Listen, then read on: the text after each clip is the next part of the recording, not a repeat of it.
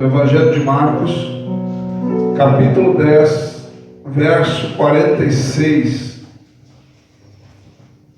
Evangelho de Marcos, capítulo 10, verso 46 apenas.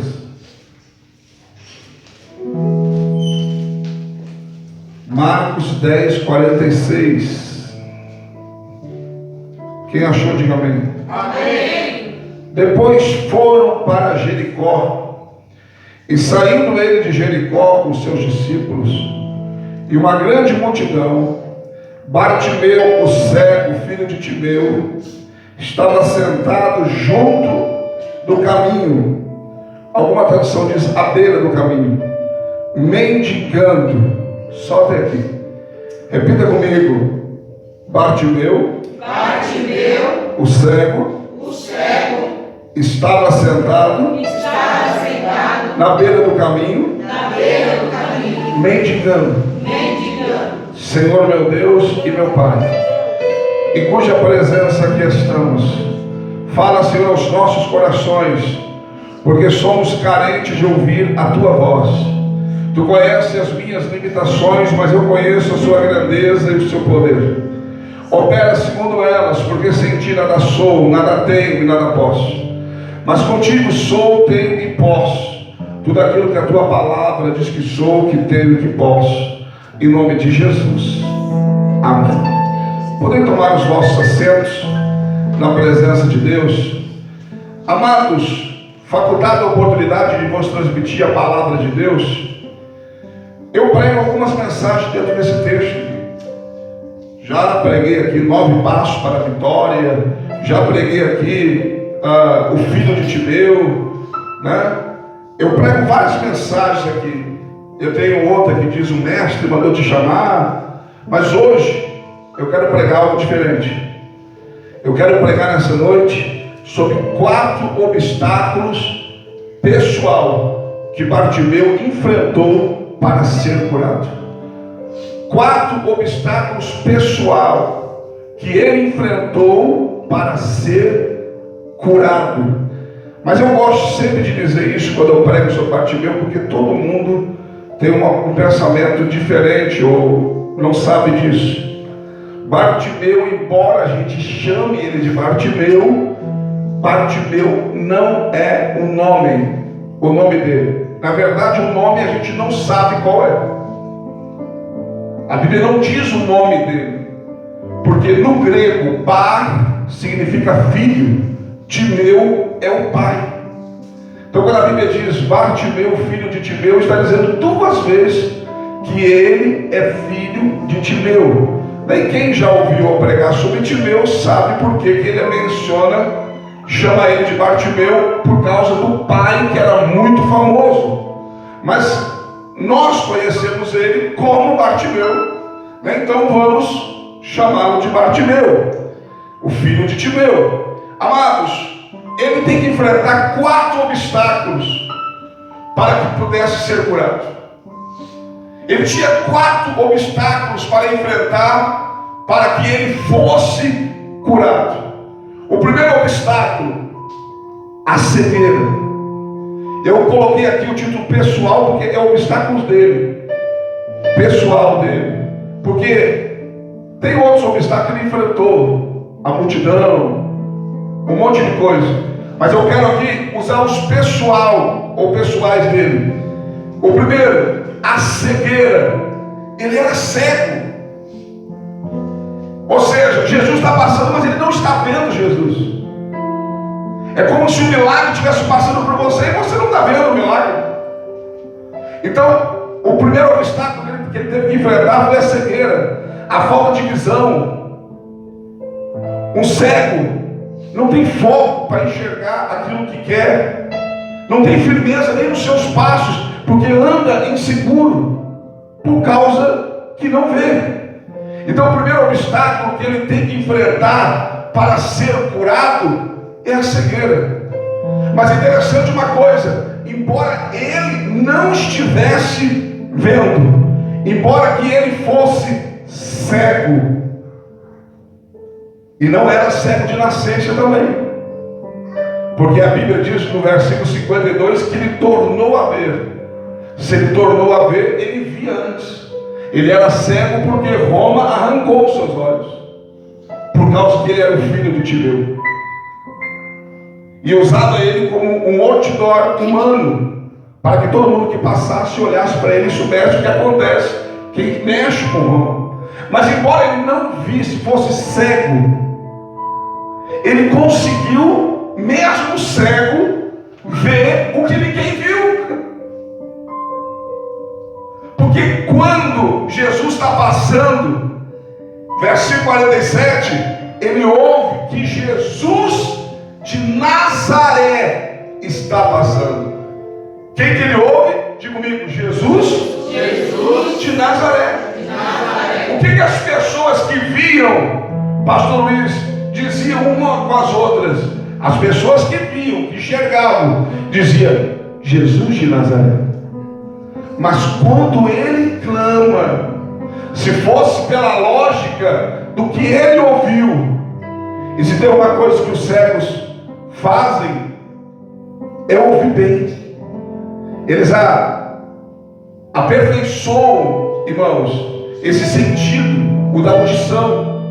E se fosse clamar pelaquilo que ele ouviu, pelaquilo que os outros estavam vendo, se ele fosse guiado para clamar pelos olhos dos que viam, ele ia clamar o quê? Jesus de Nazaré, tem misericórdia de mim. Mas quando ele clama, ele não clama Jesus de Nazaré, embora tenha sido isso que ele ouviu. Ele clama, Filho de Davi, tem misericórdia de mim. Quando ele diz, Filho de Davi, tem misericórdia de mim, é a mesma coisa que ele estivesse gritando para Jesus, Yeshua Hamashia, tem misericórdia de mim. Ou seja, Cristo, enviado de Deus, tem misericórdia de mim. Ele estava dizendo, eu sei quem você é. Eles não sabem, mas eu sei que tu és aquele que os profetas profetizaram e prometeram. Tu és o Filho de Davi. Então ele teve que enfrentar, amados, o obstáculo da cegueira. Ele não podia ver, mas podia gritar. Ele não podia ver, mas podia gritar. E é importante a gente ver bem. Até quando Deus está chamando Jeremias para o ministério, um dos testes que Deus faz com Jeremias é o teste da visão, sabia? Jeremias 1, versículo 1 e 12, ele mostra para Jeremias uma visão e disse, o que está vendo, Jeremias? O que você está enxergando? Ele disse, uma vara de amendoeira. Deus disse para ele, viste bem, você enxerga bem, porque velo pela minha palavra para cumprir. E Deus faz um segundo teste para ele, o que está vendo, Jeremias? E novamente ele revela aquilo que está vendo para Deus. E Deus, ou seja, você foi aprovado no teste da visão, você enxerga muito bem, aleluia. Mas Bartimeu não tinha isso. Não tinha isso. Mas interessante, irmãos, que a Bíblia não relata nenhum milagre naquele dia, a não ser o dele. Você não pegou. Embora ele fosse cego, foi o único milagre que foi registrado naquele dia, no meio daquela multidão. Havia uma multidão seguindo Jesus, mas foi o único milagre registrado naquele dia. A Bíblia não relata nenhum outro milagre, só relata que ele foi curado. Aleluia. Ou seja, mesmo cego, ele venceu a cegueira. Aleluia. Clamou a Jesus, teve a revelação de quem te passava e ele foi curado. O primeiro obstáculo pessoal que Bartimeu enfrentou para ser curado foi a cegueira. O segundo obstáculo que ele enfrenta, a Bíblia diz, Bartimeu cego. A Bíblia está a situação dele. Bartimeu, o cego, que estava assentado. O segundo obstáculo que ele enfrenta, pessoal, para ser curado, ele está sentado e vai precisar se levantar para ser curado. Quem nunca, irmãos? Quem nunca, sentado, com preguiça de levantar, pediu para alguém pegar alguma coisa? Pastor é campeão nisso. Pastor, se ela estiver sentada, irmãos, ela quer tudo na mão. Quem nunca sentado, por favor, traz um copo d'água para mim. Os filhos que o digam. Quando senta, até na mesa, esqueceu o copo. Pega para mim aí. Entendeu? Porque quem está sentado, irmãos, é uma pessoa que está num estado acomodado. A pessoa sentada se torna uma pessoa sem movimento, se torna uma pessoa folgada, sem motivação, sem ânimo. Sentei, eu quero me levantar daqui. Por isso que os cultos dia de semana são vazios, porque os crentes estão sentados no sofá e não querem levantar dentro da igreja. Então, sentadão lá, quem quer levantar, tem um são tão folgado que ainda senta e ainda coloca algum coço debaixo das pernas ainda. Fala, sentadão. Quem diz que levanta, não levanta nem para fazer a comida para o marido.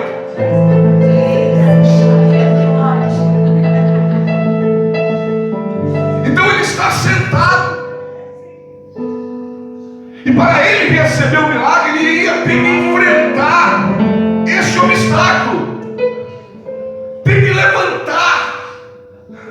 Tem pessoa que está sentado, mas não consegue enfrentar esse obstáculo. Não consegue se levantar, não consegue se pôr em pé. Eu falei para você que um dos testes que Deus fez com Jeremias foi a visão. Com Ezequiel, para Deus usar ele, uma das condições foi que ele tinha que se levantar. Ezequiel 2:1: ponha-te em pé, filho do homem, e eu farei contigo. Aleluia. Deus vai dizer para ele: se levanta, que eu vou falar contigo. Aleluia. E ele, para ser curado, ele tinha que enfrentar esse obstáculo. Tanto que Jesus quando para, após a insistência dele clamando, Jesus não vai até ele. Os mensageiros que vão até ele, amados, foram até ele, versículo 49, e chamaram o cego dizendo: tem de bom ânimo, levanta-te, que ele te chama. E a Bíblia diz que Lázaro só vestia a sua capa, levantou e foi ter com Jesus. Eu estou tão bem sentadinho aqui. E ele ficava o dia inteiro ali sentado. Sentado o dia inteiro. E um dos costumes daquelas regiões, lá, irmãos, é que eles têm um hábito, eu acho até engraçado. Esse dia eu disse para a pastora, eu vi os árabes aí, de umas poltronas douradas, lindas, cheio de poltrona dourada, assim, estofada, linda. E na hora de comer, eles saíram das poltronas e foram todos sentar no chão. Interessante que eles sentam em cima das pernas. Falei, pastor, se eu estou ali, eu mal preciso sentar no chão, eu já tenho que deitar para comer. Mas por que eles fazem isso? Porque é um hábito Deus de criança. Deus de criancinha. Eles sentam em cima das pernas para comer e cresce, irmãos, acostumado daquele jeito. E só que quem consegue e tem esse hábito e consegue mesmo realmente relaxar, porque está sentado em cima das suas pernas, é diferente. E provavelmente o cego fazia isso, sentava ali e ficava ali. Mas para ser curado, não vai poder ficar sentado. Para ser curado, vai ter que se levantar. Vai ter que se pôr em pé. Aleluia. Interessante. Quando Deus estava me dando a palavra, interessante é que eu me lembrei da passagem de 1 Samuel, capítulo 4, versículo 13 ao 18, quando fala de Eli, o sumo sacerdote. Quando a arca foi roubada e o mensageiro chegou, encontrou ele, presta atenção, sentado à beira do caminho, e a Bíblia diz que ele era cego, parece até um Bartimeu. E quando ele ouve a notícia, presta atenção, ele está sentado, só que ele, diferente do cego Bartimeu, estava numa cadeira, mas estava sentado também. Quando ele ouve a notícia que a arca é tomada, que os filhos dele, Ofni e Efinéias, foram mortos naquele dia, a Bíblia diz que ele cai da cadeira, porque era velho e pesado. E a Bíblia diz que ele quebra o pescoço e morre. Olha que interessante. Estava ali sentadão, pesadão, cego. Quando ouve a notícia, se desequilibra, cai da cadeira, quebra o pescoço e morre. Tem pessoas que estão dessa forma, irmãos, espiritualmente. Estão com a vida pesada, estão cegos, sentados na cadeira no chão, não sei. Mas olha, irmão, se a notícia ruim chegar, é perigoso cair da cadeira e quebrar o pescoço. Tem outra coisa interessante que Deus está me trazendo à memória quando eu estava montando a mensagem. Essa mensagem é nova. Tem outra coisa interessante? Atos 20, verso 9. O Eutico, o adorador de janela, estava sentado na janela, dormiu, porque a mensagem de Paulo se estendeu até muito tarde. Ele dormiu sentado na janela, caiu do segundo andar e morreu. Só que ele ainda tinha Paulo lá para ressuscitá-lo, mas também morreu.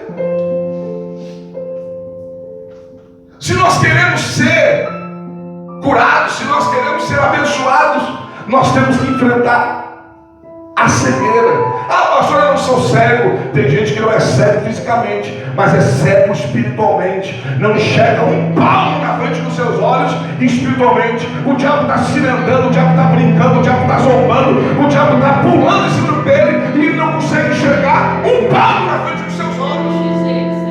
Tem gente que está culpando Deus e é o diabo.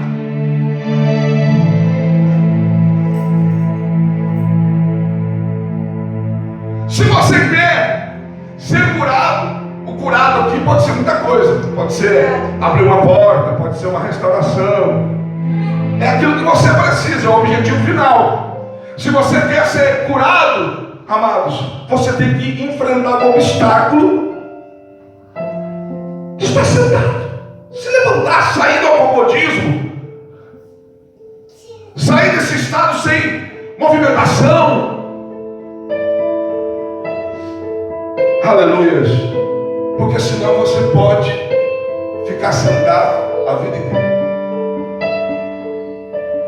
Amém? Amém. Então o primeiro obstáculo pessoal que Bartimeu enfrentou para ser curado, cegueira. Segundo, sentado, teve que se levantar.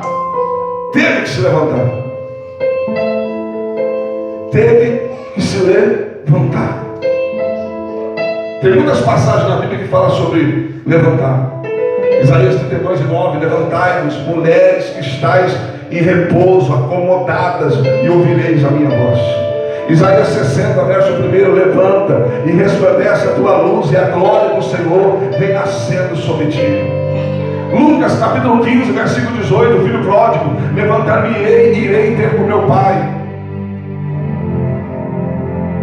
Ou seja, quem se levanta, levanta para vencer. Quem se levanta, levanta para ser curado. Quem se levanta para ir ao encontro de Jesus. Quem se levanta para buscar aquilo que quer.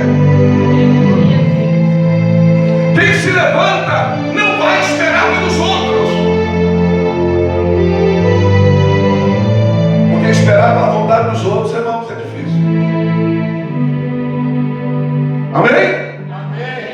O terceiro obstáculo pessoal que Bartimeu enfrentou para ser curado, a Bíblia diz no verso 46, Bartimeu cego, filho de Timeu, estava sentado, situação dele, e daí a Bíblia dá o lugar. à beira do caminho. O terceiro obstáculo que ele teve que enfrentar para ser curado, amados, é sair da beira do caminho. Quem está na beira do caminho, amados, é uma pessoa sem iniciativa para correr atrás dos seus sonhos. Quem está sentado à beira do caminho é uma pessoa que não vai a lugar nenhum. Quem está à beira do caminho é a pessoa, irmãos, que no caso ele não vê, né, porque ele é cego, mas é a pessoa que as pessoas passam por ele, vão aonde desejam, vão aonde querem, alcançam o destino e o objetivo, e ele continua no mesmo lugar. Aquele que está na beira do caminho, a pessoa passa por ele, vai lá onde quis, faz o que quis, volta e ele continua no mesmo lugar. Aquele que está na beira do caminho é aquele que nunca sai do lugar. A sua vida espiritual não vai a lugar nenhum. A sua vida profissional não tem destino nenhum. É uma pessoa sem sonho, sem meta, sem objetivo. O que eu vou fazer amanhã? Vou ficar na beira do caminho. E depois da manhã, vou continuar na beira do caminho. E semana que vem, vou continuar na beira do caminho. Eu não quero ficar na beira do caminho. Eu tenho um objetivo, eu tenho um alvo traçado na minha vida. Embora que tenha muitos obstáculos, barreiras, eu estou caminhando em direção a Ele. Na beira do caminho não tem nada, mas no caminho tem tudo. Na beira do caminho não tem novidade, todo dia a mesma coisa. Mas quem está no caminho, todo dia, é uma paisagem diferente, é uma descoberta nova, é um aprendizado novo na nossa vida, é mais uma distância percorrida, alcançada, aleluia. Ou seja, quem está no caminho é diferente de quem está na beira do caminho. E eu vou dizer uma coisa para vocês, é triste se for nós analisarmos quem está no caminho, passar e ver alguém na beira do caminho, porque você olha e sabe que aquela pessoa não vai sair dali, aquela pessoa não vai chegar a lugar nenhum. Ele teve que vencer este obstáculo. E sabe o que eu acho lindo, irmãos? É que quando ele é curado, versículo 52, a Bíblia diz que ele tornou a ver. E o que acontece de diferente nele? No versículo 51, Jesus perguntou para ele: o que queres que eu te faça? Mestre, que eu tenha visto. Jesus disse: ele vai, tua fé te salvou. E a Bíblia diz no 52, tornou a ver. Olha como a coisa muda, irmãos. E a Bíblia diz: e passou a seguir Jesus pelo caminho. Ou seja, chega de ficar na beira do caminho. Agora eu vou seguir Ele no caminho. Aleluia. Se Jesus é o caminho, a verdade e a vida, ninguém vai ao Pai a não ser por Ele. Como que eu vou chegar ao Pai, mesmo Jesus sendo o caminho, se eu ficar na beira do caminho? Eu preciso estar no caminho para alcançar o Pai. Está entendendo? Ele tem que enfrentar isso. Na parábola do semeador, uma das sementes, uma semente caiu entre pedras, uma caiu entre espinhos, uma caiu numa boa terra, mas tem uma que caiu à beira do caminho. E a Bíblia diz, na parábola do semeador, Mateus 13, versículo 4, que a que caiu na beira do caminho, vem as aves do céu e a comeram. Daí depois Jesus vai trazer a explicação Mateus capítulo 13, versículo 19. Jesus vai explicar o que é a semente que cai à beira do caminho. Ele vai explicar. São aqueles que recebem a palavra, mas não a entendem. E daí vem o inimigo, que representa as aves do céu, e arrebata do coração dele, porque ele não entendeu. Você consegue compreender isso? Que não basta ouvir a palavra, você tem que procurar entender a palavra. E para entender a palavra, você tem que prestar atenção.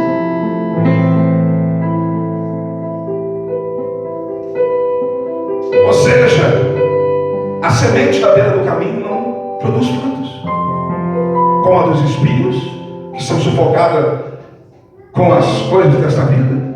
Como, amados, aqui cai sobre a rocha, sobre as pedras, porque não tem raiz. E logo vem o sol, as provações, as lutas, e ele não resiste. Ou seja, não dá para ficar na beira do caminho. Mas a boa terra produz. Então quem está na beira do caminho não tem objetivo, não tem sonho, não tem desejo de chegar a lugar nenhum. Quem está na beira do caminho não está no caminho, não está indo para lugar nenhum. E a Bíblia nos diz diferente. A Bíblia diz em Filipenses capítulo 3, versículo 13 e 14, Paulo diz: esquecendo das coisas que para trás ficaram, eu prossigo para o alvo, pelo prêmio soberano da vocação que está em Cristo Jesus. Ou seja, Paulo disse: eu deixei tudo para trás, mas eu tenho um alvo, eu tenho um objetivo, e eu estou caminhando para esse objetivo. A Bíblia diz em Hebreus capítulo 12, versículo 1 e 2: pois nós que estamos rodeados de uma tão grande número de testemunhos, deixamos todo embaraço e pecado de tão perto nos rodeia, e corramos a carreira que nos está proposta, olhando para Jesus, o autor e consumador da nossa fé, autor pelo gozo que estava proposto, suportou a cruz, desprezou a afronta e assentou-se à direita de Deus Pai. Ou seja, nós temos uma corrida, nós temos uma meta, nós temos um objetivo. Nós não somos aqueles que se assentam na beira do caminho. Se você está na beira do caminho, nessa noite se levanta e passa a andar no caminho.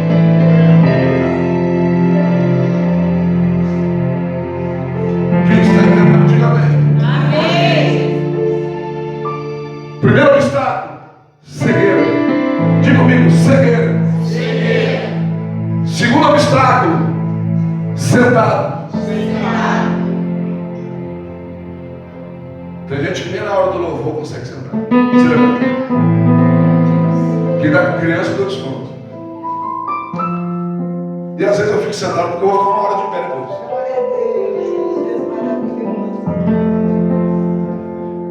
Terceiro obstáculo, diga comigo: beira do caminho. Beira do caminho.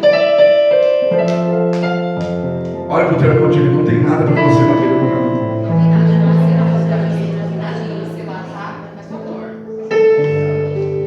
Quarto obstáculo, presta atenção: Bartimeu cego, filho de Timeu, sentado na beira do caminho, fazendo o que na beira do caminho?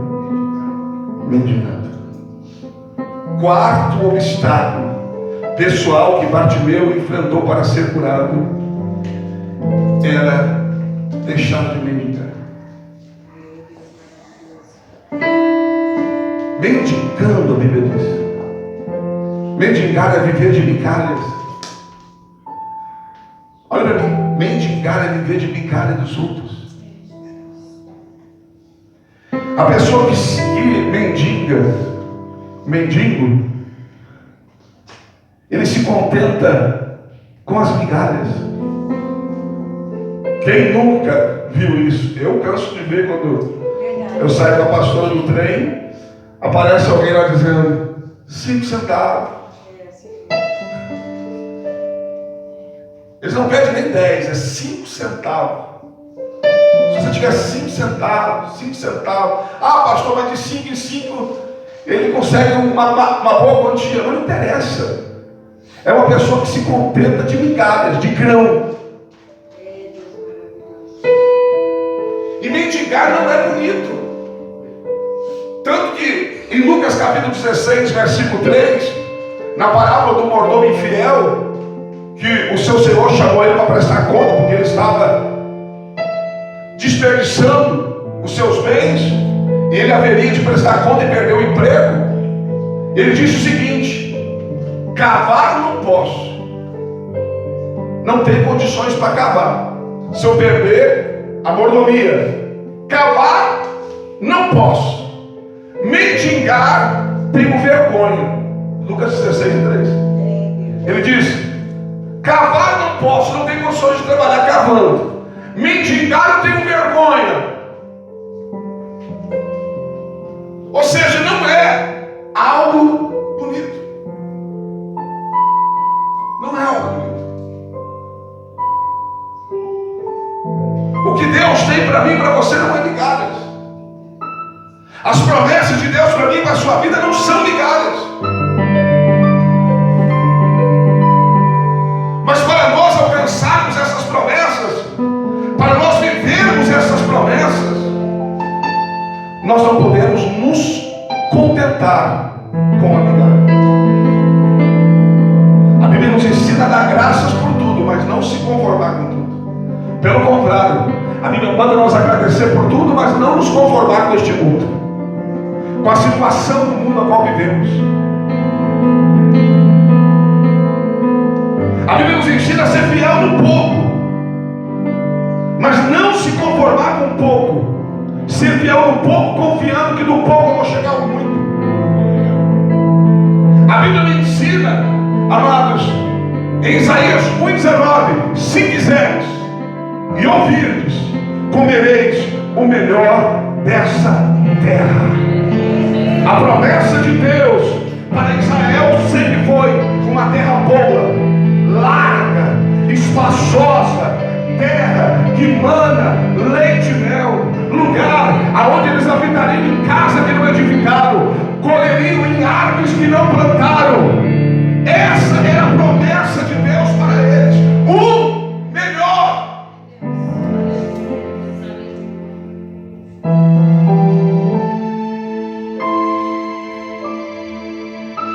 Então nós não podemos ter essa mentalidade. Qualquer coisa está bom.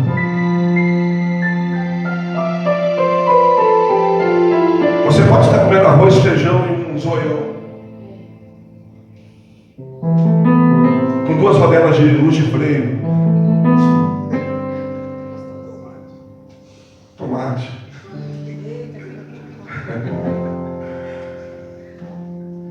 Você pode estar comendo isso. Não seja bom. Nós lá em casa adoramos ovo, menos a pastora. A gente até briga às vezes para comer um ovo frito. Nós 3. Eu, Felipe e a Vitória. A pastora não gosta. Mas nós se fritar ovo para nós todo dia de noite, nós estamos felizes da vida. Só que tem que ser 2, 3. Eu acho por isso que ela não gosta. Eu acho por isso que ela não gosta. Mas realmente tem gente que não gosta. Mas você pode passar por uma situação disso porque não tem algo melhor. Você não deve murmurar, você deve agradecer. Porque tem gente que não tem isso. Mas você não pode se conformar com isso. Não é pecado você está comendo arroz, feijão e sonhando com a picanha. Não é pecado. Não é pecado. Pelo contrário, isso agrada a Deus. Porque mostra que você está na prova, mas ainda com expectativa de comer coisa melhor. É você mostrando para Deus: eu estou aqui na luta, bebendo água com suquinho ralo, mas a boca está louca pela uma Coca-Cola. Eu quero beber uma Coca-Cola. Isso não é pecado, irmãos. Você querer algo melhor, você querer algo grande, você querer algo para a sua vida do melhor, não é pecado. Pelo contrário, a Bíblia nos ensina isso, que se nós quisermos, comeremos do melhor dessa terra. O melhor dessa terra é para aquele que quer, é para aquele que deseja.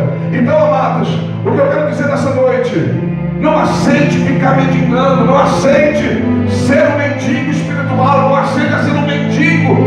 Em nome de Jesus, Deus tem o melhor para você. Deus tem o melhor para você.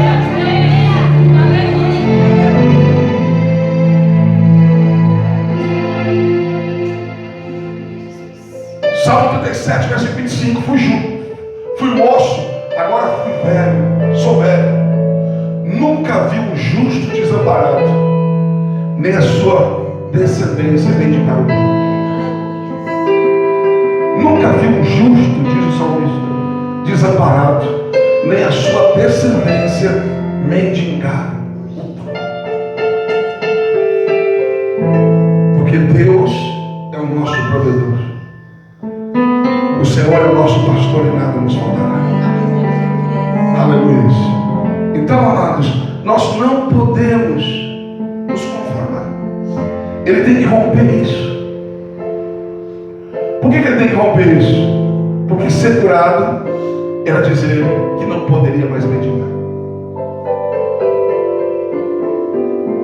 Se você olhar para o Evangelho de João, capítulo 9, você vai ver a história do cego de nascença. Aquele que Jesus faz lodo e coloca nos seus olhos e manda lavar os seus olhos. Quando as pessoas olham para ele andando pelas ruas, eles dizem: não é esse que ficava sentado, menino. Porque era algo normal. Os cegos, os deficientes físicos, mendigando. Então querer ver era a mesma coisa que dizer: não quero mais mendigar. Eu acho que eu contei aqui uma vez, quando eu estava pregando sobre os 9 passos para a vitória desta palavra, que um pastor foi orar, não fui eu, foi um pastor que foi orar, tinha um dom de maravilha.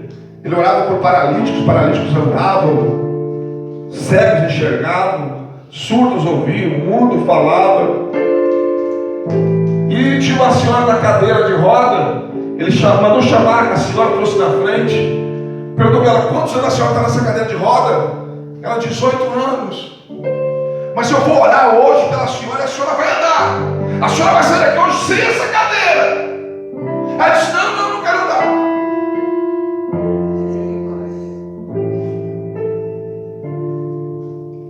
O pastor: que esse senhor não quer andar? Igreja, não estou entendendo. Como se a senhora não quer andar? É que se eu andar e sair dessa cadeira, eu vou perder o meu auxílio.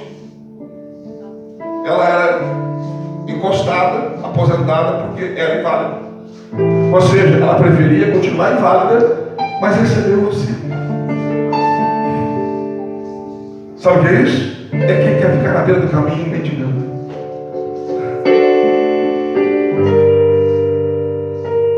Não quer oportunidade de andar, porque se andar, não vai mais receber. Se enxergar, não posso mais mendigar. Por isso que a primeira coisa que ele faz quando se levanta é jogar fora a capa, porque a capa identificava que ele tinha autoridade para pedir isso, a autorização para pedir esmola. As pessoas que têm alguma deficiência e pegam ônibus, não tem o seu crachá lá, uma coisa desse tipo, hoje passa o cartão, né? Mas tem uma época que tinha que fazer o motorista lá, o crachá. No caso do cego, era a capa. Quando ele joga fora a capa, ele está ciente: não vou ser mais mendigo, não vou mais precisar dessa capa, porque eu vou enxergar, e daí eu vou trabalhar e vou me sustentar. Então ele tem que romper com o obstáculo de mendigar, de ser mendigo. Não quero mendigar, eu quero o melhor dessa terra. Eu quero conquistar, eu não quero migalha, eu não quero os farelos, eu quero é tudo. Só quem quer tudo se coloca de pé na presença de Deus. Só quem quer tudo se coloca de pé na presença de Deus.